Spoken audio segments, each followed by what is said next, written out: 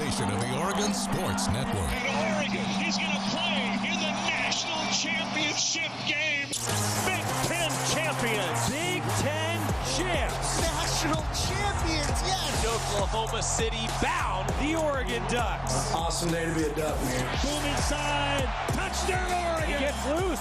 Fires. Hit. Pops the three. Oh, yeah. It's all Oregon. This is Duck Insider. Duck Insider. It's about how to be a group of people that know how to love each other to the absolute fullest. Pleasure, joy to be with them each and every day, and I can't wait for the future. It's just fun to be a part of a community that cares, that is passionate, and when we come together, powerful things can happen.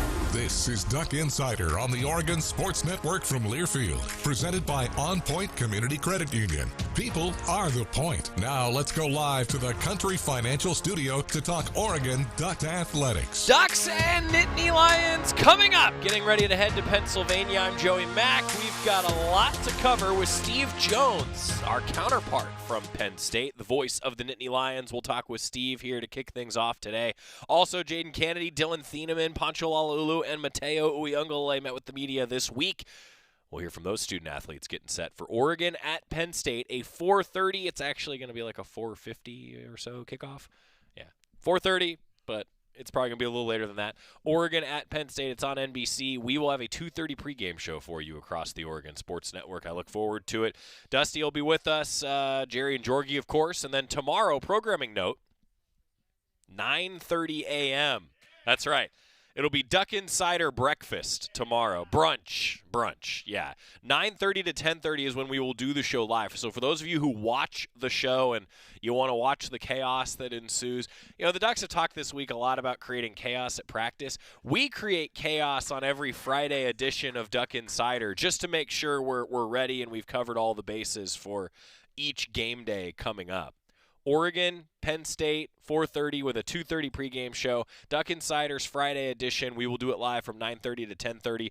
Our local radio audience, our affiliate stations, will have it for you at your regular time, but we will do the show for the video stream live from 9:30 to 10:30 before our OSN crew travels.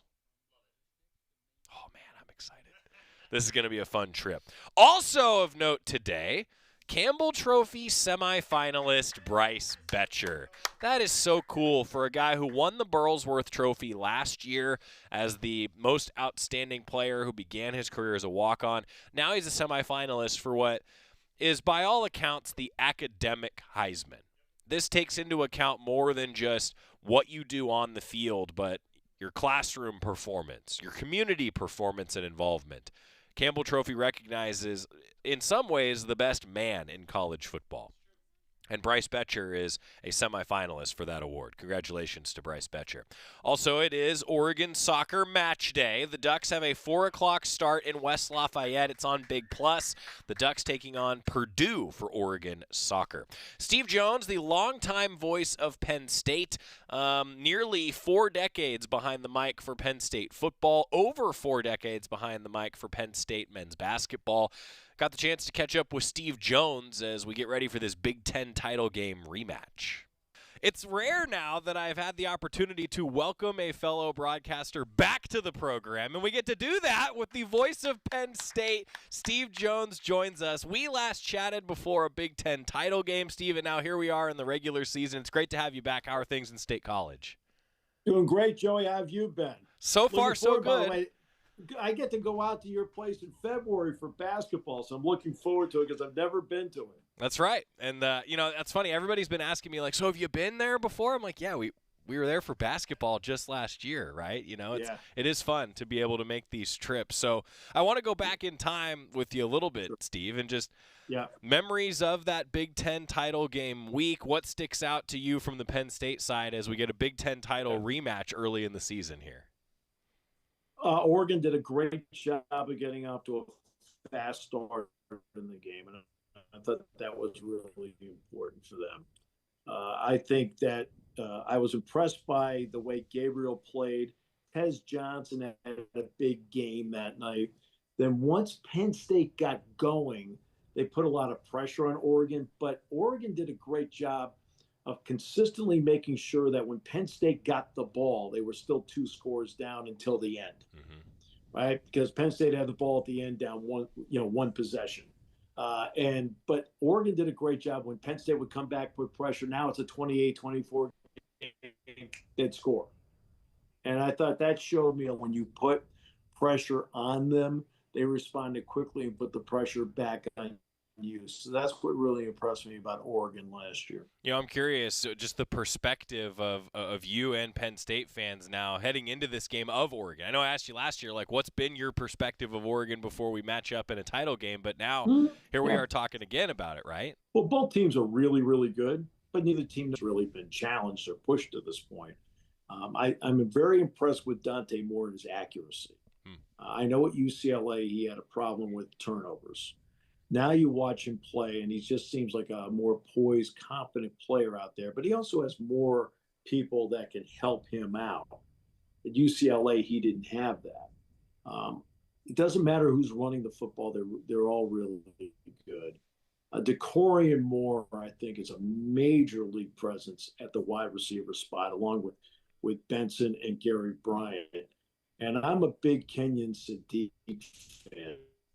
I thought last year in the Big Ten championship game, Sadiq was big because Claire was their best offensive player, and he's at Ohio State now. So that tells you about how life is at Purdue. Ouangle is outstanding. Jack Ham and I are really impressed with Bryce Betcher. Thought so going into last year's game, but I thought he was even better. The guy he reminds me of is Carson Bruner of Washington, of one of those guys that just knows how to play the game. He's a really good athlete, but he knows how to play. And so there's a lot of elements about them that are really impressive, great speed. And I think it's why it's such a great matchup, because Penn State has a lot of the same elements. Oh, boy, I'm just going to take what you said, clip that off, and when anyone asks me to give a scouting report on Oregon, I'm just going to hit play on that. It's funny that you say it even like the way you did, Steve, because I've been asked, what do you think of Penn State? I'm like, well, Aller's really good. And the list just goes on and on, right? Yeah. So now I'm curious for the same thing for you now. I mean, just you talk about the matchup. I feel like these are two evenly matched teams. Well, in other words, adding Bear Alexander in a tackle gave them more bulk inside. I know Derek Harmon was there last year, but Alexander, I think, has stabilized that for them. Jerry Mixon has become very good in pass coverage. Right? So it's not just Betcher out there, but Mixon already has 2 interceptions himself this year. And Penn State has a lot of the same elements. I mean, Drew Allen. They've changed up the wide receivers. They've got and Joey, they're 3 different types of guys. Hudson, as you would know from the USC days, he'll fight you for the football. I mean, he'll fight for it. Has great hands. Pena is very much like Parker Washington of the Jacksonville Jaguars. Gets himself in the spots, makes plays, has good speed, and Devontae Ross can take the top off. So they've changed all 3 out there. You don't have Tyler Warren anymore, but the Penn State tight end room, look, it may not be Kenyon Sadiq who does everything in one, 250-pound package. He does everything. But Dinkins is an excellent blocker and a good receiver. Reynolds is a terrific receiver and a good blocker. And then Andrew Rappelier can do a little bit of both. And then defensively, Denai Dennis Sutton is like Ouangle, is a major presence on the outside you got to watch. Zane Durant's a lot like Bear Alexander, right? The 2 linebackers, Rojas and Campbell, have made a big difference because Rojas is completely healthy this year. He was not in the championship game last year. And what I've always liked, Wheatley is one of those center fielder type of safeties who just sees it, believes it, and breaks on it. And then the corners for Penn State, this is a big reason why Jim Knowles can do certain things. When you have 2 corners like Davian Collins and A.J. Harris, or Elliott Washington when he's in there, same story. Washington's really good. You can then do different things with the other 9 guys when you've got corners that you think can play one-on-one against somebody. Penn State Steve Jones with us. You touched on the defense and Jim Knowles. This is a fascinating thing for me, Steve, just to think about played against the Ducks when he was the defensive coordinator at Ohio State previously, now at Penn State. What's he brought to the defense for Penn State, Jim Knowles? Well, I thought the adjustment he made last year against Oregon, Joey, was really impressive because when I watched that game, the regular season game, admittedly we're in a plane flying back from USC, but we had a TV. I watched it. They did a great job in the interior, taking the two Ohio State tackles and driving them out.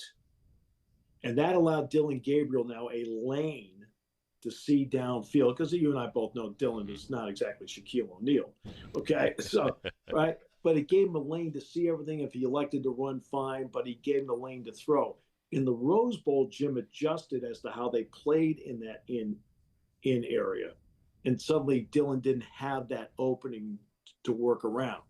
Now, it's different personnel. I mean, and I think the first three games were invaluable for Jim, and the bye week was invaluable for Jim because now he's got 4.5 weeks of training camp, 3 games, and now he's seeing, based on what he's implemented, which players can handle exactly what he's doing, and is there a player or two that can't quite handle a couple of things. So guess what? When they're in there, we're not running it. Right.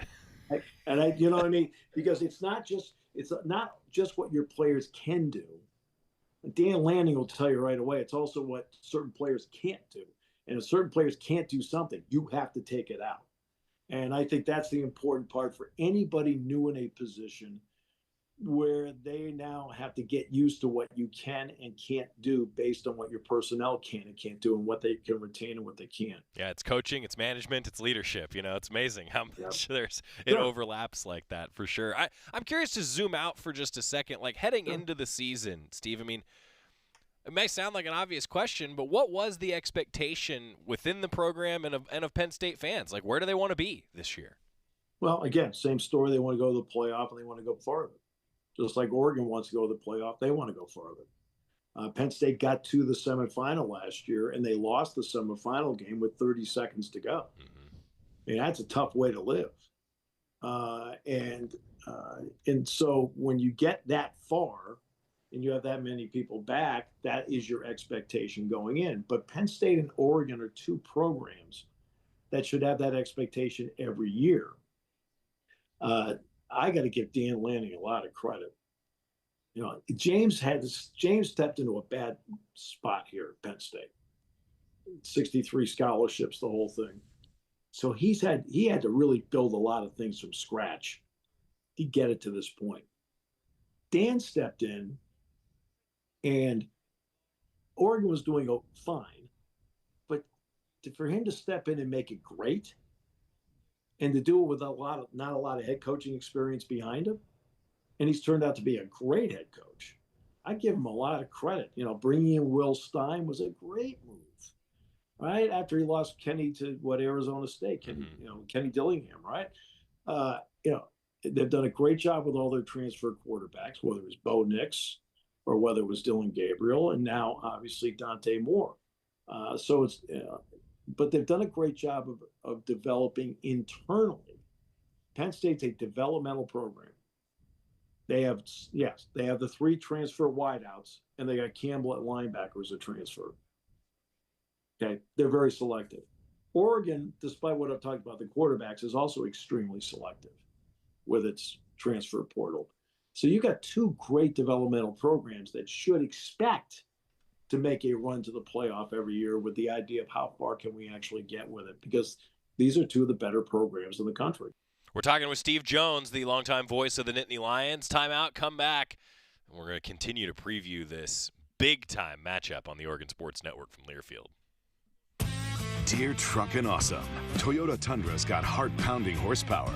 Tacoma is one rugged ride, and the 4Runner is tough as nails. Truck yeah. Find yours at Toyota.com. Toyota, let's go places. As a local community credit union founded by teachers, OnPoint is committed to supporting the students and faculty at the University of Oregon. And on game day, we're right there with you, on the field, in the bleachers, and in the classrooms. Drop by one of your local branches today and discover the many ways OnPoint can help support your financial well-being. OnPoint Community Credit Union. People are the point. Federally insured by NCUA. Equal housing opportunity. Dear Truckin' Awesome. Toyota Tundra's got heart-pounding horsepower. Tacoma is one rugged ride, and the 4Runner is tough as nails. Truck yeah. Find yours at Toyota.com. Toyota, let's go places. Duck Insider continues after this timeout on the Oregon Sports Network from Learfield. When I smoke weed, I get lost in the music. I like to isolate each instrument. The rhythmic bass, the harmonies on the piano, the sticky melody. Hey, careful, babe. There's someone crossing the street. Sorry, I didn't see him there. If you feel different, you drive different. Don't drive high. It's dangerous and illegal everywhere. A message from NHTSA and the Ad Council. Hey, Dad, how do airplanes fly? What's in this box? Is this tree good for climbing? How are babies made? What does this thing do? Kids are curious about everything, including guns. Talking to them about gun safety in your home is a good first step, but you can do more. Always keep your guns locked, unloaded, and stored separately from ammunition. Safe gun storage saves lives. Learn how to make your home safer at endfamilyfire.org. That's endfamilyfire.org. Brought to you by End Family Fire, Brady, and the Ad Council. You know you make me wanna take my heels up and throw my hands up and throw my head back and come on now, so good to see you real. Duck Insider presented by OnPoint Community Credit Union. Joey Mack at the Country Financial Studio. 9:30 to 10:30, we'll do our show live. For those of you who watch the show, if you listen to the show on our podcast or on one of our great affiliate stations, same time as normal, but we will be traveling with Oregon football, which means we'll do the show a little earlier tomorrow, 9:30 to 10:30. Last night on the Oregon Football Coaches Show, Tosh Lupoy and Jaden Lamar were outstanding. GoDucks YouTube, Oregon football social media channels. You can watch the show. Subscribe to the Oregon Sports Network podcast if you missed anything, including a conversation about if you would rather shoot a bow on a horse or on a dirt bike. The real hard-hitting stuff on the Coaches Show this week. Steve Jones, the voice of the Nittany Lions. We continue our conversation getting ready for a 4:30 kickoff for the Ducks in Happy Valley. Because this is something that struck me when you think about the aforementioned Jim Knowles, that defensive coordinator. You mentioned Will Stein coming in to replace Kenny Dillingham. I mean, James Franklin's experienced this. Now Dan Lanning's experiencing it. When you win, your coordinators tend to go be head coaches elsewhere. And then picking up where you left off, that's tough to do. I feel like that's something that James Franklin's done well, is replacing coordinators that have become coaches. Yeah. He has done really well in that regard. I mean, when you're sitting there and you have Bob Shoop, and then Bob Shoop left, and then he elevates Brent Pry. Okay, Brent Pry does a great job. Then Brent Pry gets the head coaching job at Virginia Tech, and he brings in Manny Diaz, and Manny had a great 2-year run here. And then he got the head coaching job at Duke. And so, so you're turning over all the time, yet you're keeping the product consistently high. And that's what Dan's done at Oregon. He's kept the product consistently high. And I think that's why when the Big Ten expanded, and it was UCLA and USC, I knew that Washington and Oregon were vetted. We did know that, because, but they were still trying to go through all that negotiation with the Pac-12. I looked at Jack Hammond. I said, bring him in now. I said, Oregon's got to take the conference to another level on competition. Now, I think we're seeing Washington's doing a lot of the same thing this year. I said, but they're going to bring the conference to a different level. I said, that's what you need right now. And I think the fact that, it may be 2,800 miles apart, or whatever it happens to be, but guess what? The conference is a major league conference because both the teams are in there. Look, in 1990, neither one of them was in the Big Ten. Makes sense. I mean, it's like as an Oregon person, I sit here and it's like, you get to go play in places like this. And I think part of what we're talking about with elevating the conference, I'm curious for this. I mean, I think you and I, like as football junkies that we are, sports junkies, want to see games like this in the regular season. But what about the Penn State fans? Like, does having Oregon in State College, how much does it move the needle, I guess, Steve? A lot, because it's a huge game and it's going to be a night game here. When it was announced that this would be the whiteout game, you had a lot of fans say, no, it's about time a major league opponent was going to be on the schedule for the whiteout game. Now, that's with all due respect to the Minnesotas, the Iowas, the Washingtons. I mean, I think the last time people felt this way about the whiteout game to a different level is when Bo Nix and Auburn came in. Right. And that was a terrific game. Bo played really well that night. He caught a lot of heck down at Auburn, but he played. When that game was over with, I remember he then transferred to Oregon at the end of it. And I said to Jack, I said, he's going to thrive at Oregon. I said, all the stuff we heard about him was all wrong, watching him in person. But that's, so that's what this means. This has always been one of those circle games on it. I think whenever Oregon comes here, it's going to be a circle game. I would assume when Penn State goes out there in 27, it's going to be a circle game for fans at Autzen, which I'm aching to see because I've never been there. So yeah, I think that's why you expand like this. I think there's going to be an expectation that USC is eventually going to get into the mix. I know they haven't lost yet, but when USC comes into some place, like, okay, because brands are brands.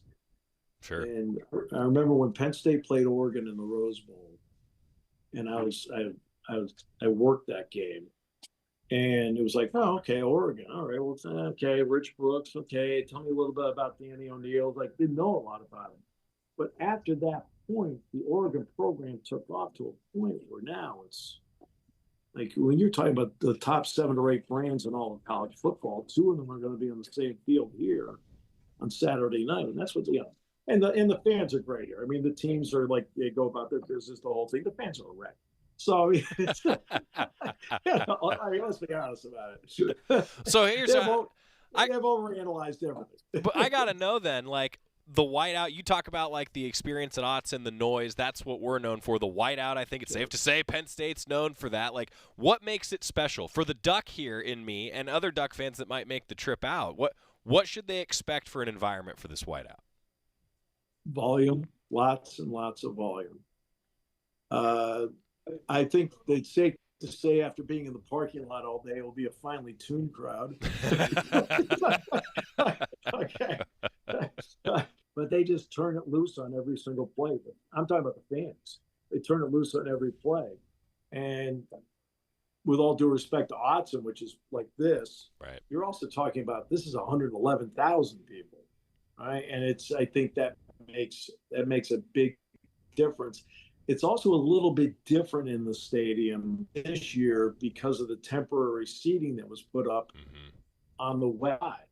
Brian Tripp, who does a great job, was telling me that in the first the 3 games you expect Penn State to win. He said it was louder down there for those 3 games than games he can remember. Interesting. I don't. Maybe it's because of all those stands that are up on that west side over there that weren't there before. Yeah. And that, maybe it's enclosed it even more. But yeah, I expect decibel levels to be high, and I expect Oregon to come in and be. It's one thing Ohio. Let's give Ohio State credit, Joey. They came in here last year. It was not a whiteout game. It was a noon game, but the crowd was insane, and Ohio State didn't move or jump one time the entire afternoon. There you go. That's a good, disciplined football team there. Yeah, there you go. Well, it seems fitting that our sideline reporter, Dusty Hara, just walked into the studio, actually, Steve. So I'll make sure that he hears what Brian said about being down there. That's essential. Yeah. All right, I'll leave you with this, Steve. I can't thank you enough for taking the time. Just keys to the game. What's going to take? What are some of your keys to this matchup here coming up this weekend? Well, if we go back to the Big Ten championship game, I think a lot of those keys play out in this one, Joey. Like, which one of the 2 teams can start faster? Last year, Oregon started faster, and that gave them a cushion to work with as the night went on in Indianapolis. Which team can now? There are 2 things that are always essential. You and I watched the Baltimore-Detroit game, okay, on Monday night. Well, Detroit went into Baltimore. How did they win the game? By 2 things that no matter what happens in football, weather condition, road game, whatever. If you can run the ball and you can play defense, you can win the game. So we could talk about all the great passing plays that can be made and so forth. I think the team that can run the ball better, and I think the team that can play the better defense and force, maybe not a 3 and out, but to force a punt here or there, I think then puts themselves in a position. And I think 3rd down is going to be a critical down in the game. 3rd and 4th down both. Because Dan will go for it on 4th down. James will go for it on 4th down. And whichever team can get the better conversion rate there to keep drives going will be important. It's almost like you've been doing this or something, because you just sounded exactly like Mike Jorgensen, Steve, our longtime analyst. You just sounded exactly like Jorgie, almost to a T. I could take that and say, here's a quote from Jorgie. And, that's where we're at. That's where these programs are at. I'll take that as a compliment, because I listened to the game on Saturday. I actually listened to the Oregon State game on Saturday. Golly, you guys do a great job. Well, thanks. They, when Jerry's now in year 39 and Jorgie's in year 36, they can finish each other's sentences before the other even starts talking. Yeah, Jack and I are in our 26th year together, so we're kind of in the same vein. There you go. Yeah, it's year 12 for me now, Steve, and I'm looking forward to seeing the whiteout in action. You're a kid. Yes, that's right. But Steve, I will say, and I think you'll know this, having met all of us last year, you know who the youngest member of the broadcast team actually is? Jerry Allen. Is he right? Far and away, Jerry is the youngest soul. He is the youngest soul on the broadcast team. Well, it's funny because whenever you know Don Fisher at Indiana. Yep. Don's what, his 53rd year or something like that. Yep. I always kid Don, because I'm in my 44th doing basketball and 34th for football. But I always kid Don. I said, remember, the two of us, I'm the kid. Yeah, that's right. That's right. That's it right there. Well, hey, Steve, thanks so much. We look forward to shaking your hands in the press box here coming up this weekend. Hey, Joey, always a pleasure, my friends. Great to have you coming in here, and great to see you. Steve Jones, he's a great one. Looking forward to being there for a lot of reasons, but one of them is I do just enjoy talking with Steve Jones. He's a good guy. He'll have the call on the Nittany Lions side of things. The Penn State radio network coming up. Of course, our 2:30 pregame show gets underway, and we'll feature a number of Oregon football student athletes. And talking about student athletes, when we come back, let's hear from some of them, previewing Ducks at Penn State here on the Oregon Sports Network from Learfield. As a local community credit union founded by teachers, OnPoint is committed to supporting the students and faculty at the University of Oregon. And on game day, we're right there with you, on the field, in the bleachers, and in the classrooms. Drop by one of your local branches today and discover the many ways OnPoint can help support your financial well-being. OnPoint Community Credit Union. People are the point. Federally insured by NCUA. Equal housing opportunity. When life blindsides you with an injury, you need a team that's tough. For over 30 years, Morgan & Morgan has been fighting for the people. This season, we're proud to partner with Oregon Athletics. Because whether it's on the field or in the courtroom, we're both determined to do what it takes to win. Morgan & Morgan, proud partner of Oregon Athletics. Injured? Dial #law. Morgan & Morgan, 10150 Southwest 6th Avenue, Portland. Prior results do not guarantee a similar outcome. Back to the Country Financial Studios in 60 seconds. This is Duck Insider from Learfield.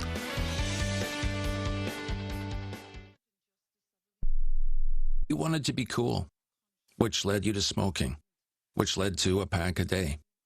Then you met that special someone, which led to starting a life with them, which led to wanting to live longer, which led to quitting.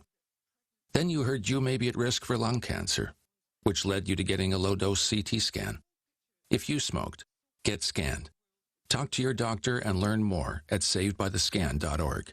Brought to you by the American Lung Association and the Ad Council. When your car is making a strange noise, no matter what it is, you can't just pretend it's not happening. That's an interesting sound. It's like your mental health. If you're struggling and feeling overwhelmed, it's important to do something about it. It can be as simple as talking to someone or just taking a deep, calming breath to ground yourself. Because once you start to address the problem, you can go so much further. The Huntsman Mental Health Institute and the Ad Council have resources available for you at loveyourmindtoday.org.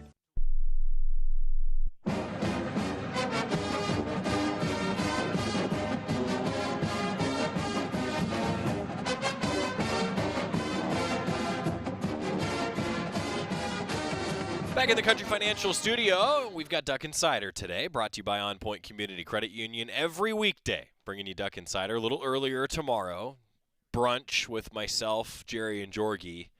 Boy, it really gets you going early when Jerry and Jorgie are here on a Friday.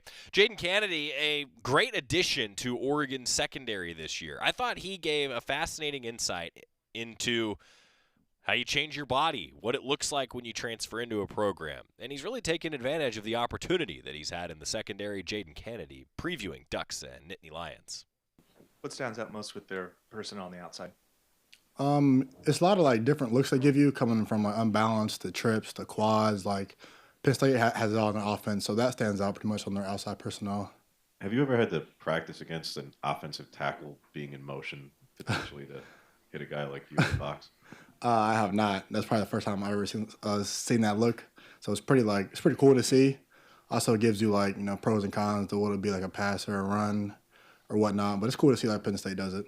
There's naturally been a lot of talk before this week about this game. How have you guys kind of maneuvered that of staying focused on whatever game it was before this, and then now kind of shift your focus to this week? Each week, Coach Lenny and the staff does a great job of just being where our feet at, not worrying about tomorrow or the day before, just worrying about today. Because, if you think about the future, things will happen and whatnot. So just being level-headed and being where your feet are at. And he's gotten a lot of attention for his run blocking this year. As a guy who's going against him in the nickel, you're in the box a lot. What's it like going against him in practice every day? Great work. Keenan's a good blocker, so on a run fence, it's a great look. And even in pass game, he's like kind of like a receiver. So it's a great look on both sides of the ball for me on the run and pass. Their quarterback's is a veteran. He's experienced. He's productive. What are some of the things that you've seen that give you concern, or what you feel like you need to focus on heading into the game? It's more of their scheme and whatnot. I feel like he does a great job of getting the offense set up, ready to go. He doesn't bust too much. I think he knows the offense very well and runs at a high level. He has a big arm. It's a big frame, so I think it'll be hard to get him down. But I think we'll be able to do a great job in that scenario. What stands out about their running backs, Steve? Both. They're a two-headed monster. I think both of them are equally as good. And so normally, like a team has, like one back's really good, and then like they have a guy comes in who's like a receiver back or whatnot. But these both guys can do it all: run, catch, pass, block. So there's not a fall off coming off. So I think we'll have to tackle pretty well, cover well in the screen game, or angle routes, wheel routes, and just attack them the whole entire game. You're a guy who throughout your career has moved to different spots in the secondary, and then this year we've seen you at times, playing a high safety role so that Dylan can be kind of over the ball in a more of like a linebacker spot. When you were, being recruited here and talking to Coach Lanning, how much was that versatility that you offer a part of that, kind of his pitch and stuff? Because he's been able to move you around and be able to provide versatile looks in the defense. Correct. I think it's just where I fit in the scheme. Coming in, whether I'd be at corner, nickel, or safety. They knew. And I know as well that I could play all five. So I think they put me in the best spot to help the team and myself. So I just go what Coach says and go right along with that scenario. Kind of in that vein, when you have a secondary that hasn't started a full season together at Oregon, how do you go about like building that connection and that ability to communicate on the field and off it? The biggest thing is just being on the same page. A lot of the young guys. And not being like afraid of the moment. Being a freshman playing like that. I never was scared, so I appreciate younger guys and guys haven't played like, hey, like guys, like don't be scared, like just make sure you're on the same page, get the call, see it execute. Because I think, everywhere 1s and 2s here can play at a high level. Obviously, you weren't here last season, but do you get a sense for just how much it means to the defense when they nearly ran for 300 on them last year? And yes, they won, but that's obviously like a bit of a sore spot because that just doesn't happen. It's a statistical outlier. Do you get a feel for like that's something that they obviously want to fix very badly? Yes, I think at any school, stop the run, in my opinion, is the number one goal on any defense because, if a team can run the ball and they can throw the ball, they can play action, so it opens up a lot. So I think after a team stops to run, it limits a lot of their options and makes them pass the ball. So I think, here is where anywhere else, stop the run is the number one goal.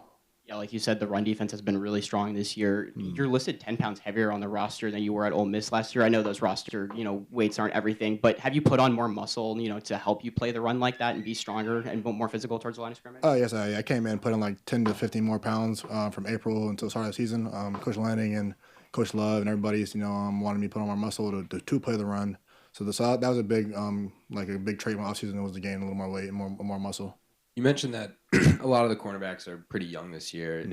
Has there been a conversation between you as a veteran and the younger guys going into a game in an atmosphere like this? Yeah, I talked to guys yesterday about it. Like, don't make it bigger than what it is. Obviously it's a big game. It's a big atmosphere. I've played on a big stage for a number 2 years now. But I said just don't feed into the environment. just see the call, get the call, and just like cleats honestly, like just be where your feet are at, and don't being engaged. Like, oh man, like it's 100,000 people. Just play ball. It's like it's like anywhere else. What impresses you most about Pena, number 8 for them? He's versatile. He can run routes, catch the ball. He's also like a great guy in speed sweeps. He can get the ball and run. So I feel like he's a slot that's best like and with the ball in his hands. So I think it'll be a good matchup for me and him in the slot, and as well like on the perimeter as well. So he's a good like overall player. As someone who's played at LSU at night, and this is what most people would say is comparable. Correct. What is it like playing defense at a place where, all right, they're going to be more noisy on the other side, but how do you try to prepare for an environment like that? Defense is pretty easier, because the crowd won't be as loud because the other team's on offense. But just being in the environment, I mean, it's cool, get you up for the moment. But I don't think it affects us as much as the offense does, just because the crowd isn't as loud until like a big play happens. But playing in Georgia, playing in Alabama, playing at LSU, like they're all pretty much the same on defense, in my opinion. The pass that Oregon State got down to the one on Saturday, I think it was a fade or a wheel from the slot. It looked like there was some confusion on that one. Just curious what the rotation was supposed to be there, and then what you guys talked about after to kind of help wrinkle that out. It was just a coverage bus between all three of us. It was a cover 4 coverage, and then we all three were on the same page. And after that, we got it cleared up, and it was all good from that point on. Jaden Kennedy meeting with the media. How about that, though? Just versatility. I talked about this in the Quack Minute if you tune in on the Oregon football social media channels. Like, he just has this understanding with the coaches, and it comes from that mutual trust, which was cool to hear him talk about that. And, man, he's played some significant snaps for the Ducks. An older transfer who's come in with some of these younger defensive backs that are so talented has fit right in. That's Jaden Kennedy. And talking about a new face in the secondary, let's hear from Dylan Theamman when we come back. Also going to talk with Poncho Lalula and Matteo Ouangle on the Oregon Sports Network from Learfield. At Shadow Hills Country Club, we're more than just an award-winning golf course and practice facility. Our events team offers all-inclusive event pricing that allows us to take care of all the details while you enjoy your event. Our indoor and outdoor venues offer you a wide variety of fully staffed options that put the focus on you. From weddings to business and social events, at Shadow Hills Country Club Events Center, you get the benefits of a resort atmosphere and amenities in a peaceful country setting, just minutes from downtown Eugene. Call for a tour today or visit shadowhillsevents.com. Hey Duck fans, at Country Financial, they make insurance easy. Whether you're shopping for home, auto, or more, their representatives will take the time to understand your specific needs and explain what options work best for you. Worry less and feel more confident knowing you're covered. Visit countryfinancial.com to get started today. Experience more with Country Financial. Auto and home insurance policies issued by Country Mutual Insurance Company, Country Preferred Insurance Company, and Country Casualty Insurance Company, Bloomington, Illinois. Duck Insider, your home for the latest news on Oregon athletics on the Oregon Sports Network from Learfield. There's danger out there. It lurks on highways and quiet neighborhood streets. It's more likely to kill you than a shark and more terrifying than the biggest snake. Distracted driving claims lives every day. Every notification, swipe, social post, video, or selfie while driving risks your life. So while you might think public speaking or the zombie apocalypse is scary, what's really terrifying and even deadly is distracted driving. Eyes forward, don't drive distracted. Brought to you by NHTSA and the Ad Council. We asked parents who adopted teens to share their journey. If you build a relationship, then it becomes easier. If you build trust, it becomes easier. As a parent, you want what's best for your child. To give them the love that a child needs is probably the best you can do for a teenager. Learn about adopting a teen from foster care. Visit adoptuskids.org to learn more. A message brought to you by Adopt U.S. Kids, the U.S. Department of Health and Human Services, and the Ad Council. I want you to know. I said I want you to know right now. You've been good to me, baby. It's Duck Insider, presented by OnPoint Community Credit Union. Oregon heading to Pennsylvania, visiting Penn State coming up. We just heard from Jaden Kennedy, and how about Dylan Theamman? Some of his thoughts on a guy, or from a guy, I should say, who has some experience, right, in the Big Ten against Penn State, Dylan Theamman. How would you just describe the excitement level this week for the preparation, the opponent, compared to maybe the last 4 weeks? Because naturally, outside the program, there's been a lot of hype build up for this week to get here. Mm-hmm. I mean, obviously, I'm very, very excited to play a game. Very grateful to play a game every week. I know it's going to be on a big stage. We got a whiteout. We got it at night. And I'm just super excited to play there. Like, I'm excited every week, so it doesn't really change too much week to week. Having played Penn State before, I guess what impresses you most about just kind of their operation, how they handle their business? Yeah, I say that the offense is just very good at lining up in different looks and trying to confuse the defense, trying to get them talking, get them moving around. So they'll do a lot of shifts and motions pre-snap, but then they'll run the same plays that they want to run, just at a different looks. Kenyon's one of the few tight ends who gets highlight reels posted of his blocking. What's that been like going against that in practice since you got here? It's definitely very beneficial. I mean, I feel like iron sharpens iron, so me being able to go against him and some of the other guys we got on this team is just making me better, and I'm trying to make them better too. You're 4 weeks into the season now. What has the process been like to get this group of secondary that really hasn't played together in real games before? How have you done that? What's the process been like to get them in real game and get that connection? I feel like it just starts with getting reps in practice and talking through certain concepts, certain formations, routes that we're getting so that we're all on the same page. We need good pre-snap communication, talking with them on and off the field. And I feel like just the more reps we get, the better we are. How is Penn State's offense different, even schematically, than what they're doing this year compared to the team that you prepared for last year with Warren when they bring in 3 transfer receivers compared to a year ago? They're definitely running similar stuff. They just got, I feel like they got a few different key guys that they like to highlight. Like the running backs are still there, so they're gonna highlight them getting the ball however they can. And then I know they got the transfer wide receivers, so they got a few guys with different specialties that they'll try to get the ball in different areas. As a safety who kind of loves to get downhill and really attack running backs, what's it been like to prepare for this challenge this week, especially with the 2 running backs? I feel like it's just preparing how we do every week. Just come in ready to play with the right preparation, watching film, reading your keys. It comes down to communication, on-snap footwork, and just doing your job. The challenge at number 11, Hudson, just the ability to make tough catches and stuff like that. As a safety, what's your role in kind of mitigating some of that? Just doing my job, talking to my other teammates, trying to execute exactly what we talk about with the coaches, and just go out there and play. They don't have a guy like Warren this year. They do like to rotate a bunch of tight ends that they have play a lot of 12 personnel. Is there any chance that you're going to be like moving more towards the box this game and moving into different situations than just being up high?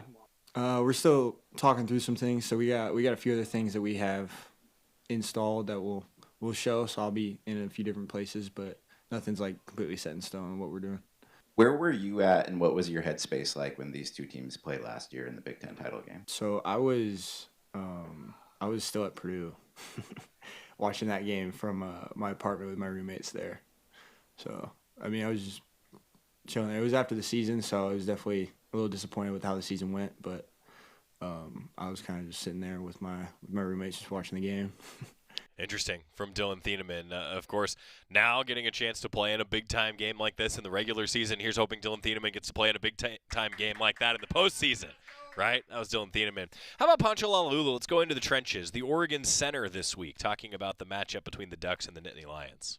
Lasting memories from last year's game with Penn State in the Big Ten Championship. What do you remember most about the game, and then maybe also just celebration and all that after? I mean, first and foremost, I like to give glory to my Lord and Savior Jesus Christ. But one of the biggest memories I have is just like seeing Dylan go down there and just like slide. And then at that moment, I was like, damn, like we really did it. We came into the Big Ten, we did what we said we was gonna do.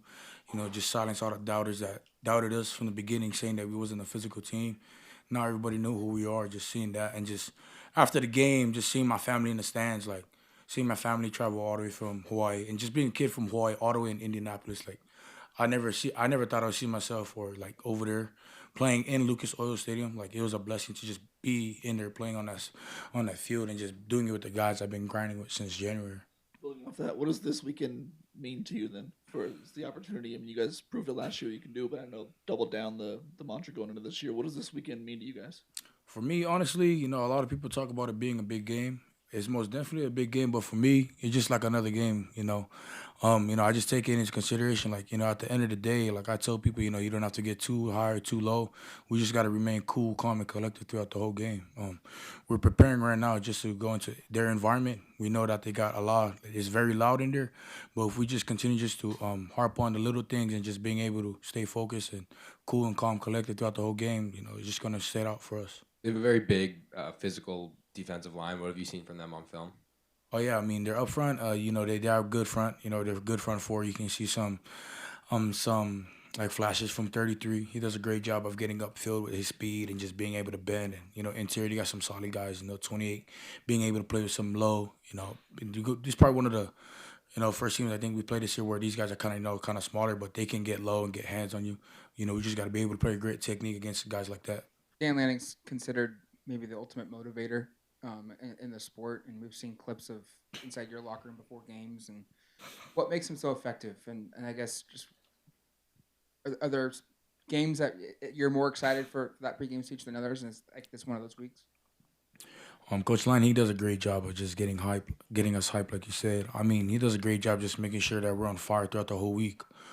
Just leading up into that game, just preparing, we put in all this hard work just for 3 to 2 hours a game. We work so hard for day in and day out just to play on that Saturday. So when he comes in and brings in that fire, we already know we got his back throughout anything. So just having Coach he does a great job, like you said, just motivating us and just seeing him, because I'm always right by him. In the beginning of the game, just seeing how much fire that he has in the game just gives me it lit a fire in me. Coach also just said earlier that he's tried to make this week pretty much as chaotic as possible. So nothing is a surprise on Saturday. How do you just feel like being on the offensive line, that the offense have just kind of handled that in preparation for what you're going to see on Saturday? Yeah, that's a good question. I mean, we've been putting we've been blasting our speakers out there, trying to make it how it would be at Penn State. So, I shout out to Coach Lanning for just making it, chaotic. So when we get to the game, we know what's going to happen and we're prepared for that moment. What's impressed you most about Dante through the first 4 games? Man, I love that dude. I just love how cool, calm, and collective he is through adversity and, the good times. Also the way he is off the field. I like the way he connects with others and how his faith is too. We can connect like that through that type of scenario. But on the field, Dante does a great job of just making sure that everybody's level-headed. Even though we have a big play, we score, we like to come on the sideline and just remind ourselves it's 0-0. We got to go back out there and go attack like what we just did to get another score on the board. More on that. What gives you confidence that Dante's prepared for this and can go out and execute with 100,000 fans yelling at you guys? I know Dante. He can do his job. He trusts us, and I trust him. There's not a day that I know that Dante won't do his job. He does his job day in and day out. And the way he carries himself around the facility, the way he goes into the treatment room, gets his body right, and the way he is, he's here most of the time just watching film here with Coach Stein. You had to deal with noise and a silent count at Michigan and Wisconsin last year, but this may be a little different. How does that make your job more difficult? And growing up, how many times did you actually ever hear Mo Bamba going back 6 years ago to that moment with them in Michigan back in 2019? How familiar were you with that before this year, and how much have you had to hear it and learn it this week? I mean, shoot, I did see that clip. I think I was back in high school when I see that clip. I was like, man, that's crazy. Imagine playing that type of environment and not here. It's a blessing, to be able to go over there and play in that type of environment. I just remember watching it as a kid. Obviously it's gonna be chaotic. It's gonna be loud, like I said, but we're just gonna have to be prepared for any moment. Coach Lanning does a great job of just throwing everything at us. Making sure that that we're well prepared for that moment. And I feel like we've been doing a great job at it. You heard Poncho mention there, the blaring the speakers at practice. If you've been anywhere remotely close to Autzen Stadium this week, you've heard it. You've heard it in practice. They have cranked up the noise, gotten ready for what is going to be a great environment at Penn State. And everyone always talks about the hostile environment, when you go on the road. To me, it's just a great environment. You're a home team, Autzen Stadium is a great environment. You could classify it if you're the road team as hostile, but I'm just saying that is a great environment. That's what the Ducks get to be a part of when they visit Penn State here coming up with a 4:30 kickoff on Saturday. Matteo Ouangle might be a big factor in this game, getting after Drew Aller again. Keep it here on the Oregon Sports Network from Learfield. As a local community credit union founded by teachers, OnPoint is committed to supporting the students and faculty at the University of Oregon. And on game day, we're right there with you, on the field, in the bleachers, and in the classrooms. Drop by one of your local branches today and discover the many ways OnPoint can help support your financial well-being. OnPoint Community Credit Union. People are the point. Federally insured by NCUA. Equal housing opportunity. We know you turn to the Duck Store for all your game day needs, and for students at the University of Oregon, it's even more. Class supplies, jobs, a seat on our board, a place to take a quick coffee break. Because we're your student-first, non-profit college store, every purchase you make directly supports the very community we serve. From working in our counters to studying in the classroom, from directing our stores to cheering in the stands, the people we serve, the students, are the very people who are the Duck Store. You're listening to Duck Insider. Duck Insider on the Oregon Sports Network from Learfield. You say you never give in to a meltdown and never fill your feed with kid photos. You say you'd never put a pacifier in your mouth to clean it and never let them run wild through the grocery store. So when you say you'd never let them get into a car without you there, no, it can happen. 1 in 4 hot car deaths happen when a kid gets into an unlocked car and can't get out. Never happens. Before you leave the car, always stop, look, lock. Brought to you by NHTSA and the Ad Council. Let's take a moment to breathe. Deep inhale. Extend your spine. Remain focused on what you're doing. If safe to do so, exhale slowly, leaning to one side. Inhale back to center. If safe to do so, exhale slowly to the opposite side. Find mental health resources at loveyourmindtoday.org. This message is brought to you by the Huntsman Mental Health Institute and the Ad Council.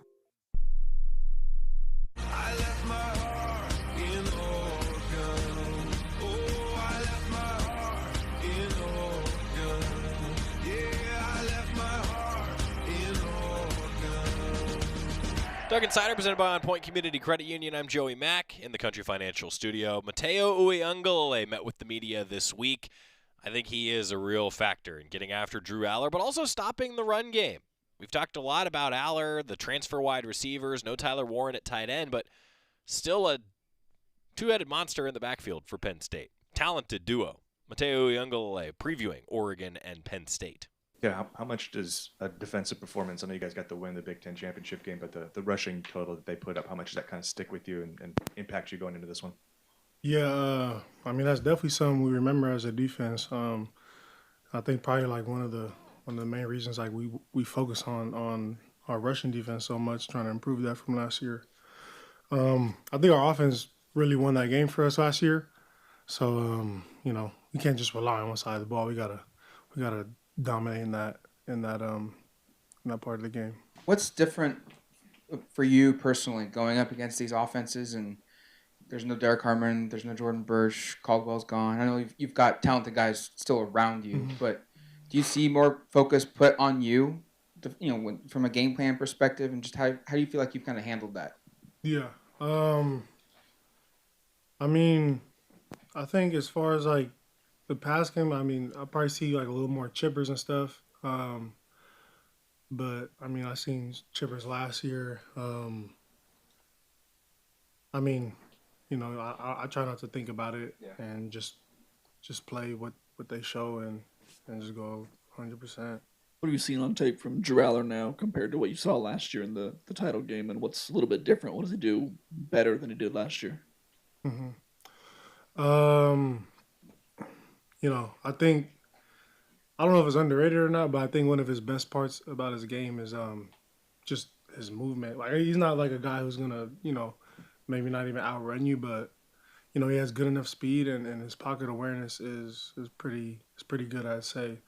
It's probably because he's going against pretty good rushers in practice from last year to this year.